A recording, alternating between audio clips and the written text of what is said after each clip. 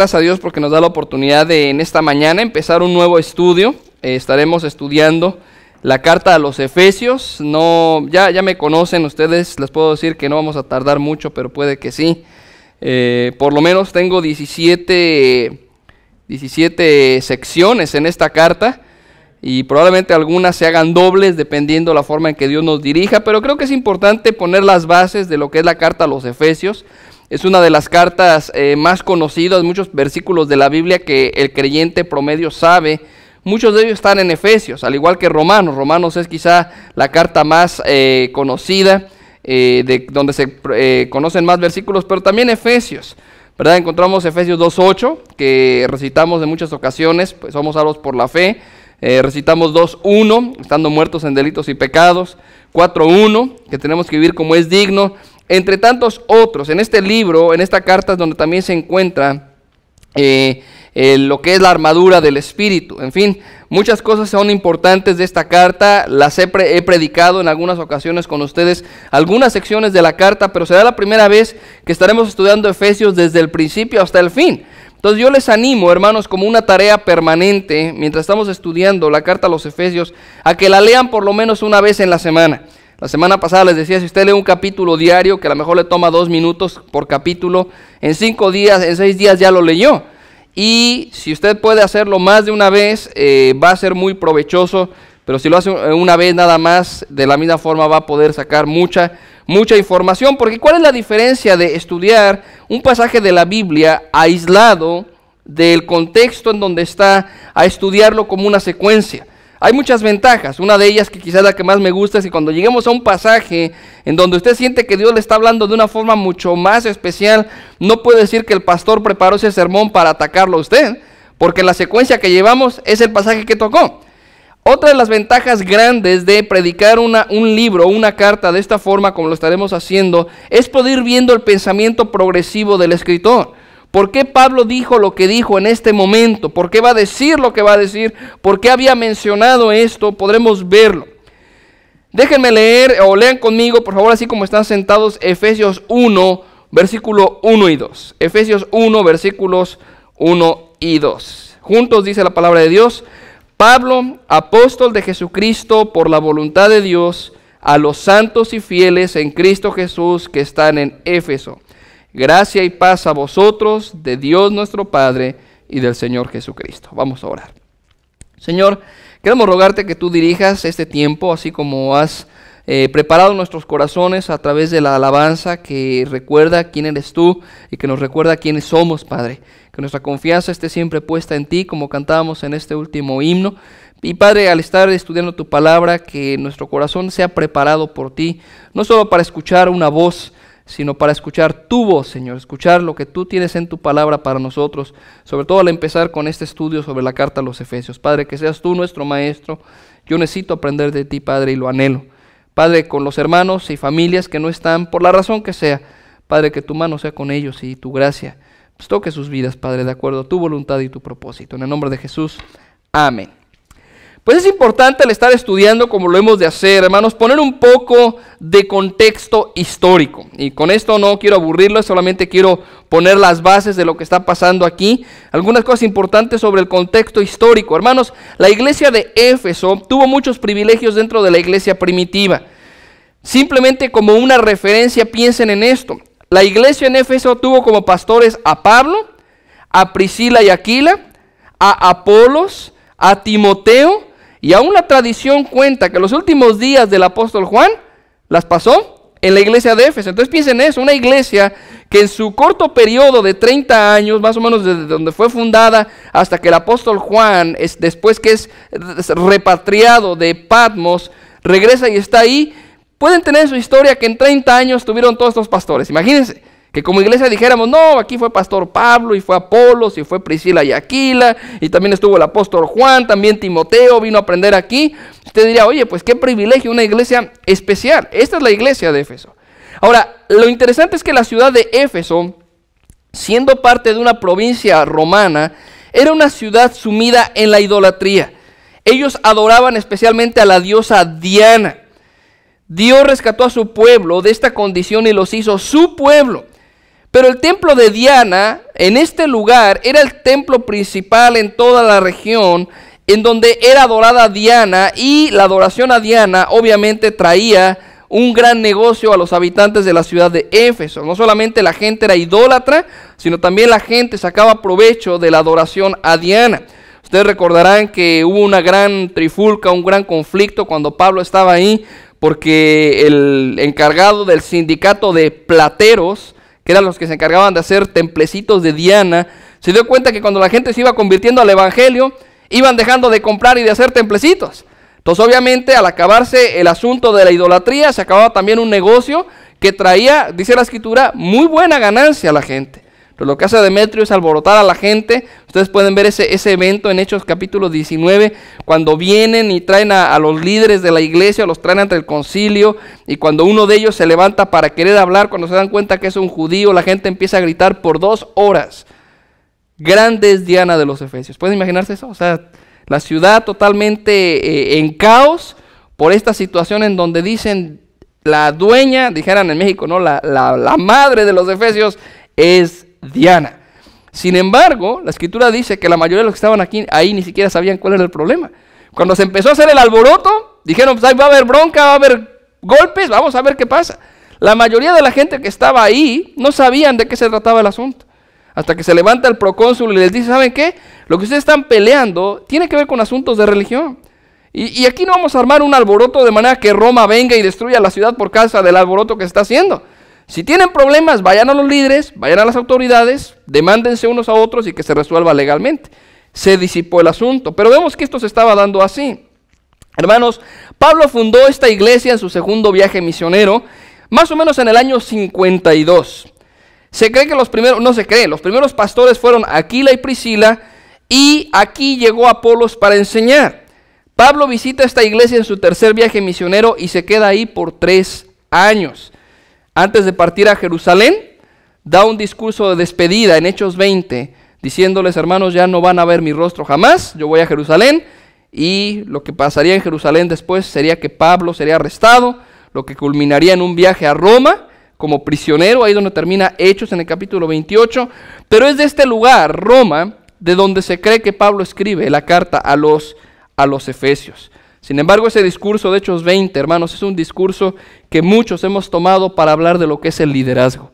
Porque Pablo le dice a los ancianos de Éfeso, velen por ustedes y por el rebaño. Vendrán lobos que vendrán a destruir la obra.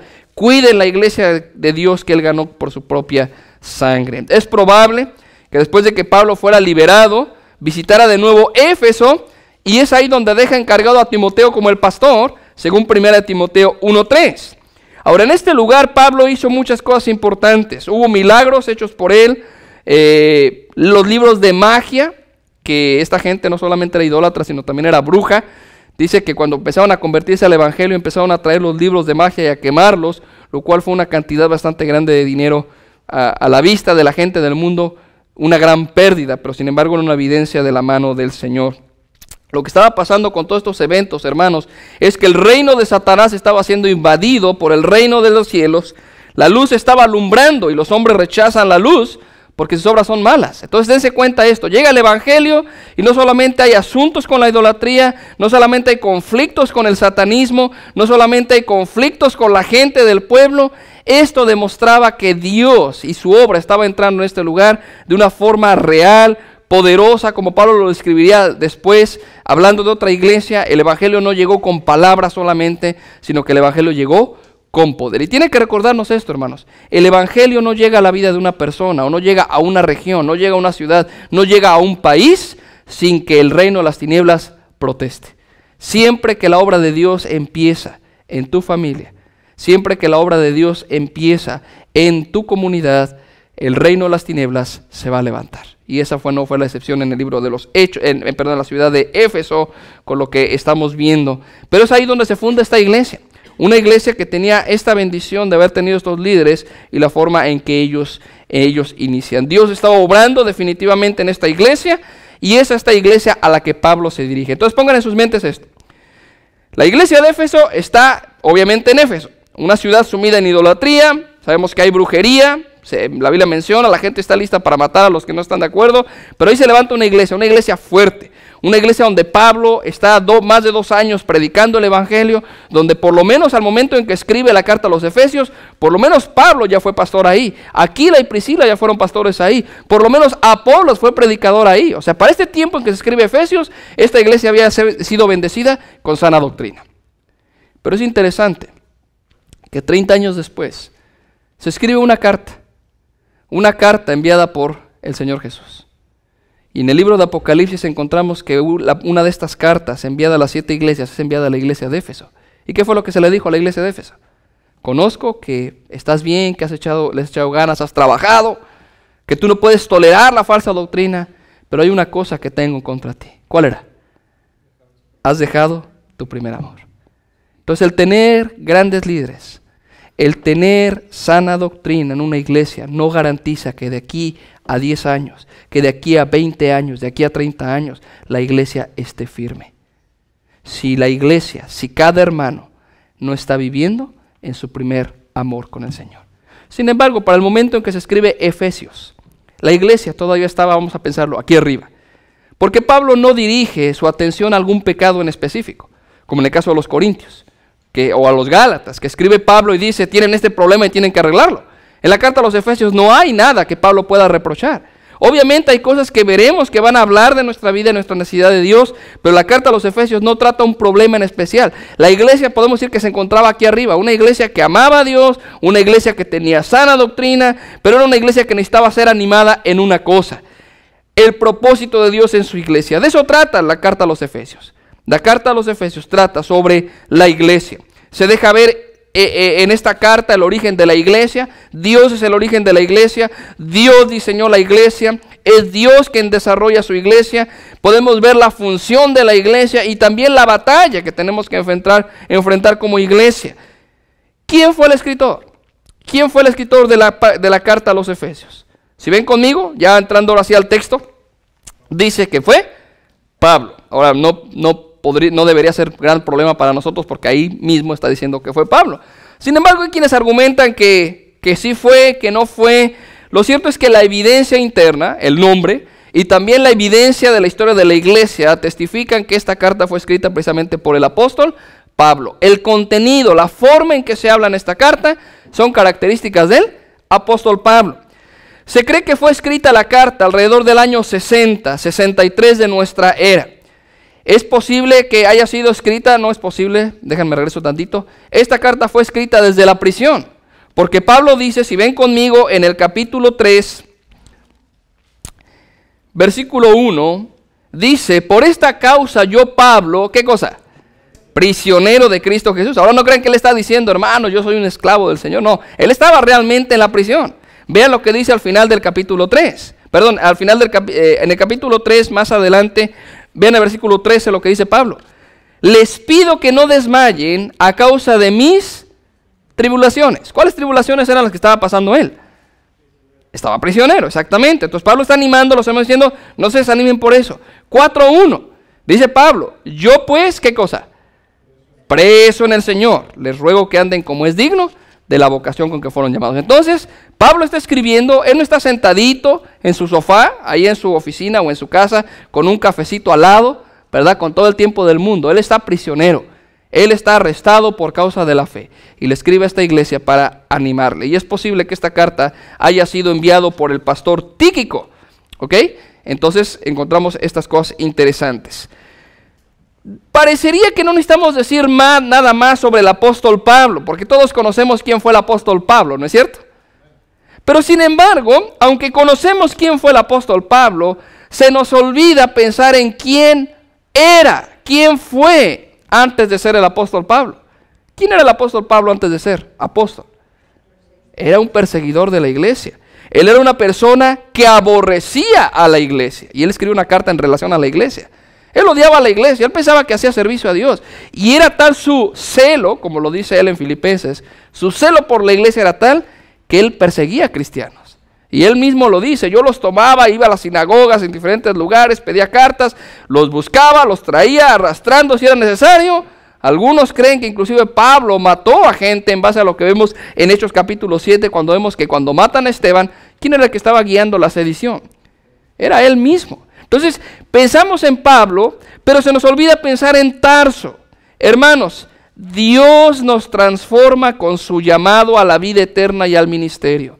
Cuando Dios viene a tu vida, Dios te cambia. Él era Saulo, pero Dios lo convirtió en Pablo. Lo mismo tenemos en muchos ejemplos bíblicos. Tenemos a un Abraham que es sacado de Dios, por Dios, de Ur de los Caldeos para convertirlo en un Abraham. Tenemos a un Cefas, que el Señor toma y convierte en un Pedro. Tenemos a un Jacob, que Dios lo toma y lo convierte en Israel. Tenemos a un Saulo, que Dios toma y Dios lo transforma en Pablo. Hermanos, tenemos que recordar esto cuando vemos que esta carta está escrita por el apóstol Pablo. En este momento en que Dios le había usado grandemente para predicar el evangelio y establecer a su pueblo en la doctrina de Dios, ¿quién fue él? ¿De dónde Dios lo sacó? Y ver nuestra propia vida a la luz de ello. Hermanos, Pablo dice, yo soy Pablo, Efesios 1, Pablo. Pero no solamente dice soy Pablo, ¿qué dice él? Soy apóstol de Jesucristo. Ahora es interesante que hay ocasiones cuando Pablo dice, yo soy Pablo, siervo de Jesús. Pero en esta ocasión, ¿qué dice él? Yo soy Pablo, el apóstol.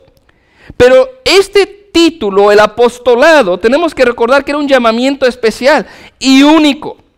No cualquier persona podía llamarse apóstol. Hermanos, tenemos el día de hoy toda esta confusión de títulos donde alguien se levanta y dice el apóstol X. Ahora, ese apóstol llegó a ser apóstol porque tuvo que echarle muchas ganas. Él empezó a lo mejor como peón, él empezó ahí como obrero en la obra, pero ahora se ha ganado el título de apóstol. ¿Y saben cuál es el problema con ese título? Que se adjudican una autoridad que el Señor Jesucristo solamente dio a unos cuantos. Y no tiene que ver con una autoridad solamente de la iglesia, no estoy hablando de una autoridad del líder. Hermanos, el problema es más grande, porque esta gente que se llama apóstol, están poniendo sobre ellos un peso en que la palabra de ellos tiene el mismo peso que tenía la palabra de los apóstoles. Ahora, cuando los apóstoles escriben, cuando los apóstoles hablaban, ¿el mensaje de quién era? Era de Dios y tenía esa autoridad, tenía ese peso. Cuando el día de hoy tenemos estos apóstoles regados por todo el mundo, tienen ese mismo peso. Lo que yo diga es ley, lo que yo diga es autoridad. Sin embargo, tenemos que recordar que este llamado era único. Si no, Pablo, ¿para qué se identifica como apóstol? Yo soy apóstol. Que lo hubieran hecho los efesios y hizo ¿qué? Todos somos apóstoles aquí. No, cuando Pablo decía yo soy Pablo y soy apóstol, está diciendo, tengo una autoridad, pero yo no me la gané. ¿Qué dice? ¿Soy apóstol de quién? De Jesucristo. Y no solamente eso, si lo soy es ¿por qué? Por la voluntad de Dios. No me lo gané, no lo compré. ¿Recuerdan ustedes cuando Pablo hablaba en esta ciudad, en Filipos, precisamente cuando fue arrestado y los golpearon y los metieron a la cárcel, que ellos cantaron en la noche y ustedes recuerdan que las celdas se abrieron y que el otro día mandaron a un chalán, decimos en México, a uno de bajo rango a decirle, Pablo, ya te puedes ir? ¿Y qué fue lo que dijo Pablo? ¿Cómo que ya me puedo ir? Yo soy ciudadano romano. ¿Es lícito que golpeen a un ciudadano romano y lo metan a la cárcel sin antes haber tenido un juicio? Y dice, cuando va este siervo a decirle a los magistrados, el que golpearon, o el que golpeamos, este cuate es ciudadano romano. Y la pregunta que le hicieron a Pablo fue esta, ¿tú cómo te hiciste ciudadano romano? Yo tuve que pagar una gran suma para ser ciudadano romano. ¿Y recuerdan qué fue lo que dijo Pablo? No, pues yo no pagué ni un quinto, porque yo nací en la provincia de Tarso. Ahora, es la misma mentalidad que tiene Pablo cuando él dice soy apóstol. ¿Cómo fuiste apóstol, Pablo? Pues es que yo lo gané. Yo nací como apóstol. No. Es que yo compré mi apostolado. No. O quizá me lo gané. Dios vio que yo era muy talentoso, que yo sabía griego y hebreo. Él dice, yo soy Pablo y soy apóstol. Tengo una autoridad que me ha sido investida, pero si lo soy es por una razón. Por la única razón de que Dios así lo quiso. Porque él mismo dice en 1 de Timoteo 1:12, Dios me tuvo por fiel poniéndome en el ministerio. Habiendo yo sido antes perseguidor e injuriador, porque Dios así lo quiso. Hermanos, el título de apóstol fue dado solo a algunos hombres y con un propósito especial. Algunas de las características de estos hombres la encontramos en Hechos 1, 21 y 22. Si ustedes ven conmigo estos versículos, Hechos 1, 21 y 22 dice así, cuando están buscando sustituto para Judas, es necesario pues, están diciendo los apóstoles, que de estos hombres que han estado juntos con nosotros todo el tiempo que el Señor Jesús entraba y salía entre nosotros, comenzando desde el bautismo de Juan hasta el día en que entre nosotros fue recibido arriba, uno se ha hecho testigo con nosotros de su resurrección. Entonces, rápidamente, ¿qué características tenía que haber en la persona que sería apóstol? Primero, que tenía que haber estado en el ministerio terrenal de Jesús, desde el día que fue bautizado hasta su muerte. Segundo, tenía que haber presenciado tanto su muerte como su resurrección. Tercero, tenía que haber sido llamado especialmente por Jesús. Cuarto, esta investidura les dio a ellos poder especial para llevar a cabo milagros exclusivos de su apostolado. Y estos milagros eran para confirmar la predicación y su mensaje. Piensen en esto. Personas que habían estado en el ministerio terrenal de Jesús, que habían presentado su muerte y resurrección, habían sido llamados por Él, pero ellos tenían un sello sobre sus vidas y era esto: los milagros que ellos hacían no eran milagros que hacía cualquier cristiano, porque a veces así lo presentan el día de hoy. No, es que el día de hoy tenemos que hacer milagros, y lo mismo que manejan este término de apóstoles lo manejan así. Sin embargo, tenemos que entender en la Biblia que aquellos que hacían milagros, ¿quiénes eran? ¿Todos los cristianos hacían milagros? No, eran los apóstoles. ¿Y por qué hacían milagros? ¿Porque les encantaba andar por allá afuera diciendo a la gente, vengan, tráiganme a la gente, yo los sano? No, el propósito de esos milagros era confirmar su mensaje, era respaldar su autoridad. ¿Se acuerdan? Por ejemplo, en Éfeso, en Hechos capítulo 18, Hechos 19, dice la Escritura que Dios a través de Pablo obraba grandes milagros, y entre ellos era sacar demonios. ¿Y se acuerdan que había ahí los hijos de un sacerdote, de un líder sacerdote llamado Esceva, que cuando vieron que Pablo estaba echando fuera demonios, ¿qué dijeron ellos? Vamos a sacar también demonios y vamos a sacar dinero por ello. Y empezaron a exorcizar a los demonios diciendo, en el nombre del Dios de Pablo. Estaban tratando de imitar lo que los apóstoles decían. ¿Recuerdan qué fue lo que pasó con el demonio que estaba dentro de este hombre? Miren, para empezar, conocemos quién es Jesús. Y también conocemos a Pablo. ¿Cómo no lo vamos a conocer? Pero ustedes no los conocemos. Ya saben, la historia terminó que estos hombres tuvieron que salir huyendo desnudos. Pero el detalle, ¿cuál fue? Que ellos trataron de imitar ese poder que Dios había dado solamente a sus apóstoles. Hermanos, no todo cristiano hizo milagros. En el libro de los Hechos encontramos que quienes hacían estos milagros eran los apóstoles. Y el propósito era confirmar su mensaje. Por lo tanto, Pablo dice, yo soy Pablo, el que escribe Efesios, lo que nosotros llamaremos la carta a los Efesios, dice, yo soy Pablo, soy apóstol de Jesucristo por la voluntad de Dios, porque así lo quiso Dios.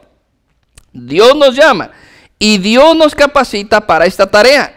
Hermanos, no nos llama Dios porque podamos o porque lo merezcamos, sino que Dios nos llama para ser enseñados y capacitados. Cuando Dios llamó a Pablo, ustedes recuerdan el camino a Damasco, que él queda ciego, y dice la Escritura que cuando Dios llamó a Ananías para que fuera a ponerle las manos a Pablo, Dios le dijo, ve porque este es un instrumento escogido.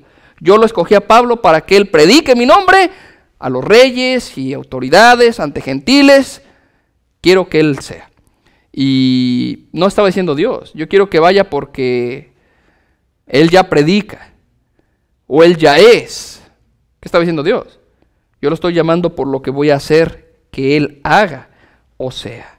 Entonces, este es Pablo. Él es apóstol de Jesucristo, no es apóstol de nadie más que de Jesucristo, pero lo es por causa de la voluntad de Dios. Los destinatarios. ¿Por qué se llama la carta a los Efesios? Porque ahí dice, Efesios 1:1, él es Pablo, él es apóstol de Jesucristo y es apóstol por la voluntad de Dios y le está escribiendo a los santos y fieles en Cristo Jesús que están en Éfeso. Ellos son los destinatarios. Ahora es interesante el título que les da. Ellos son santos y fieles. Ahora, ante nuestra mentalidad rodeada, sumergida por el catolicismo, ¿quién es un santo? Alguien que Bueno, es un ídolo, pero en el caso de una persona que tú puedes llamar santa, es alguien que no comete pecado. De hecho, los que han llegado a ser santos se promueven para ser santos por ese aspecto, ¿no? de una vida sin pecado, y llegan a hacerlo por sus obras. Tiene que haber comprobación de que cometieron 2 milagros. El asunto es esto. Mi detalle es este. Estos, ante el pensamiento religioso, llegan a ser y en base a lo que ellos son o lo que ellos tienen. Sin embargo, Pablo está llamando a estos cristianos, ¿cómo? Santos. En este momento, él está escribiendo y diciendo, ustedes son santos. No está diciendo ustedes van a llegar a ser santos, sino que ustedes son santos. Entonces, ser santo en este sentido, hermanos, no es algo que nosotros ganamos o una designación que nosotros obtenemos dependiendo de nuestro nivel de espiritualidad.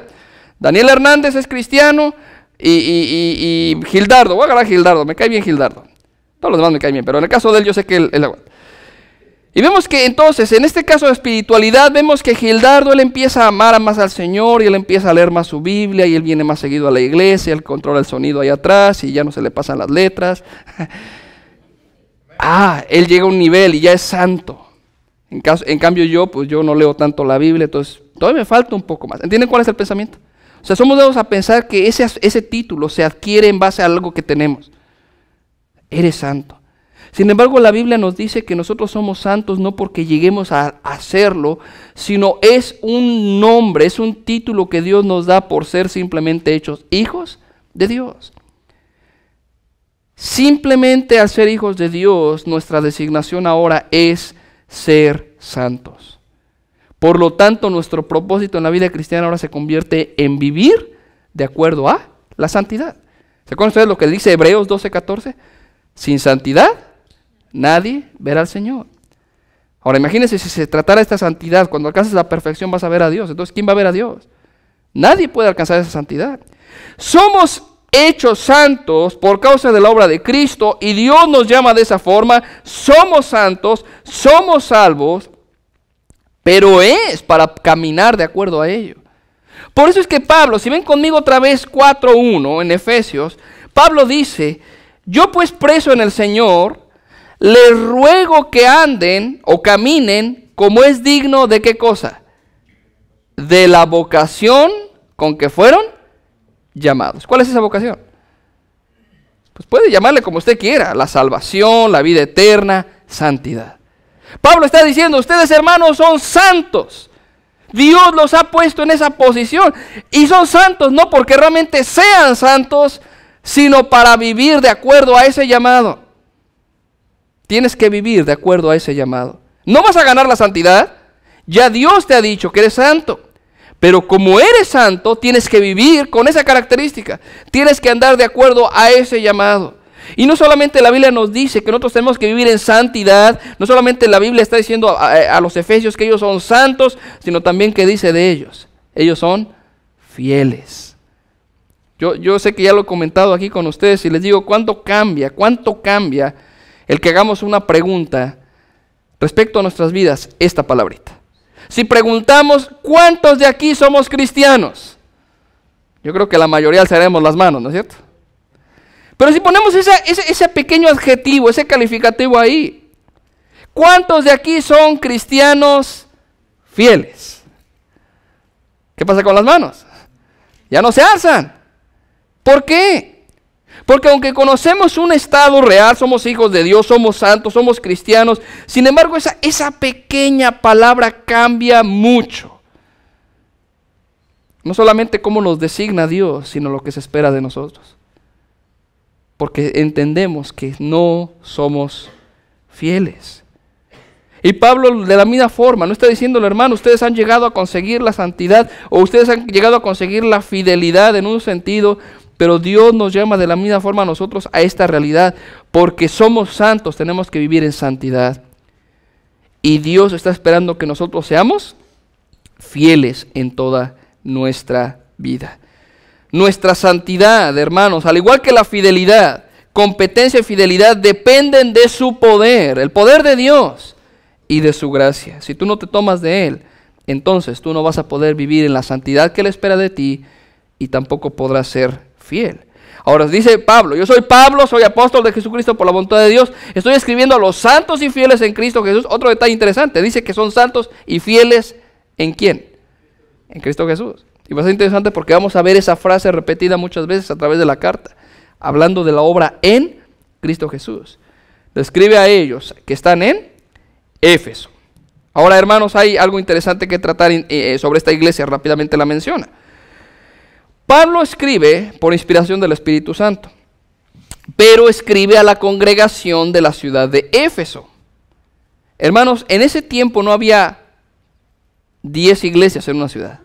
Solamente había una iglesia, solamente había una congregación.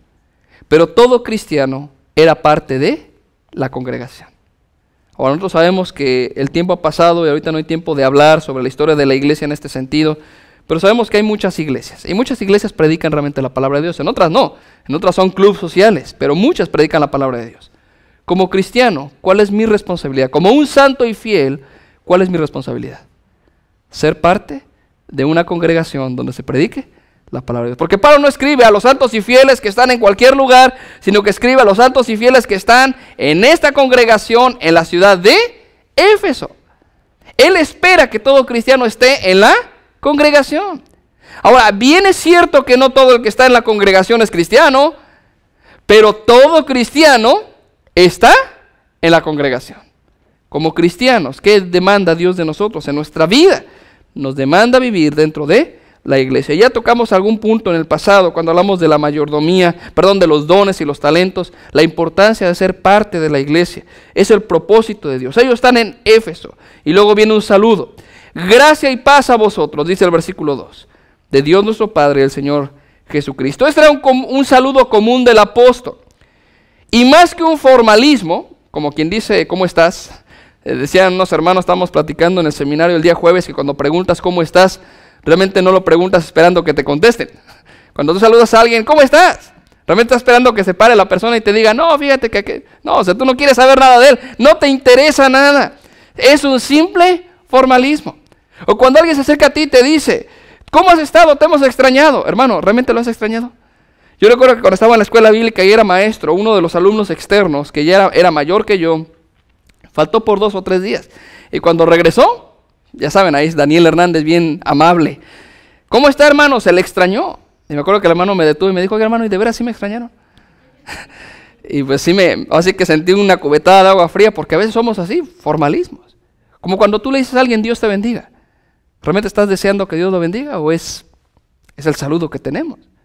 A veces la gente ve así el saludo de Pablo, porque casi en todas sus epístolas Pablo dice, a fulano de tal, los Gálatas, gracia y paz. Es un saludo, así se saludaban en ese entonces, gracia y paz. ¿Realmente era así? No, porque el deseo de Pablo realmente era que estos hermanos recibieran gracia y paz. Y lo podemos ver porque en la carta Pablo hace 2 oraciones. En donde Pablo dice, mi deseo, hermanos, es verles crecer, aprender, madurar en el Señor. Por lo tanto, dice, hermanos, a ustedes que están en Éfeso, ustedes que son santos y fieles, yo, Pablo, deseo que la gracia y la paz del Señor sea con ustedes. Que Dios cumpla su propósito en sus vidas. Hermanos, la preocupación de Pablo es por la vida espiritual de esta iglesia. Eso moldeó su predicación, eso moldeó su vida. Por lo tanto, cuando él dice a la iglesia, gracia y paz a vosotros, está diciendo, hermanos, realmente yo deseo que la gracia de Dios y su paz esté con ustedes. Ya lo vimos en 3:13, cuando dice Pablo, hermanos, no desmayen a causa de mis tribulaciones por ustedes. Yo sufro por poder ver esto en la obra de ustedes. Pero hermanos, ¿de quién viene esa gracia y viene esa paz? No dice Pablo, gracia y paz de mí. Imagínense a los predicadores contemporáneos. Te bendigo, hermano. Te bendigo, te bendigo. ¿Yo qué poder tengo para bendecer? Igual Pablo, él dice gracia y paz, pero no dice gracia y paz de mí. Son mis mejores deseos. ¿Qué dice él? Gracia y paz de Dios, ¿qué cosa? Nuestro Padre. Él es nuestro Padre. Y del Señor Jesucristo. De Él solamente viene toda bendición y toda dádiva, hermanos.